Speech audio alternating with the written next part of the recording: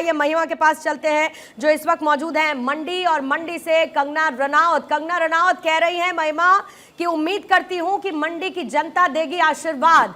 जनता का आशीर्वाद बाद में, पहले जनता के मन को भाप पाई आज। क्या कह रहे हैं वो, क्योंकि कंगना रनौत ने बड़ी अग्रेसिव चुनावी कैंपेनिंग की। आपने बिल्कुल सही कहा, लेकिन पूर्णिमा अभी इससे पहले मैं हमीरपुर में थी। हमीरपुर में जैसी अनुराग ठाकुर से बातचीत हुई है, इसके बाद हम अभी मंडी पहुंचे। मंडी के भामला इस वक्त हम मौजूद है। अपने मत का प्रयोग कर चुकी है कंगना रनौत, लेकिन इस वक्त अंदर पूजा अर्चना चल रही है। और चूंकि हम हिमाचल प्रदेश में इस वक्त मौजूद है, और आप बखूबी जानते हैं कि हिमाचल में हमेशा देवी देवताओं की पूजा अर्चना की जाती है जब भी कुछ शुरुआत होती है। तो अब मोहित आपको तस्वीरें दिखाएंगे पूर्णिमा। इस वक्त अंदर आरती चल रही है। ये सीधी एक्सक्लूसिव तस्वीरें भामला से। भामला में कंगना रनौत का घर है।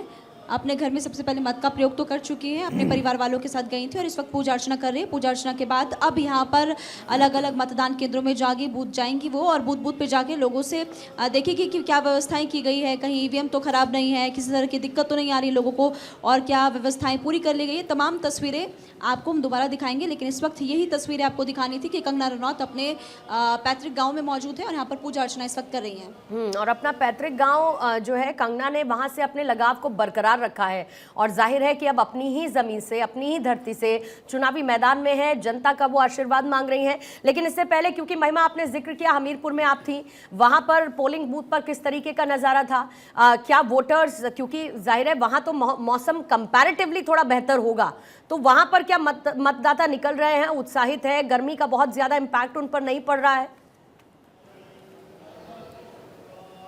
जी बिल्कुल, आप सही कह रही हैं। हमीरपुर लोकसभा क्षेत्र में हम गए थे। भोरंज विधानसभा क्षेत्र था और वो था समीरपुर गांव, जहां पर हम गए थे। अनुराग ठाकुर वहां पर पहुंचे थे अपना मत का प्रयोग करने के लिए, बूथ नंबर 7 में। तो अनुराग ठाकुर जिस मतदान केंद्र में गए वहां पर हमने देखा कि लोग काफ़ी ज़्यादा जागरूक थे। सुबह से वहाँ पर लंबी लंबी लाइनों में लगे हुए हैं और बड़ी संख्या में लोग अपने मत का प्रयोग करने के लिए पहुंचे थे।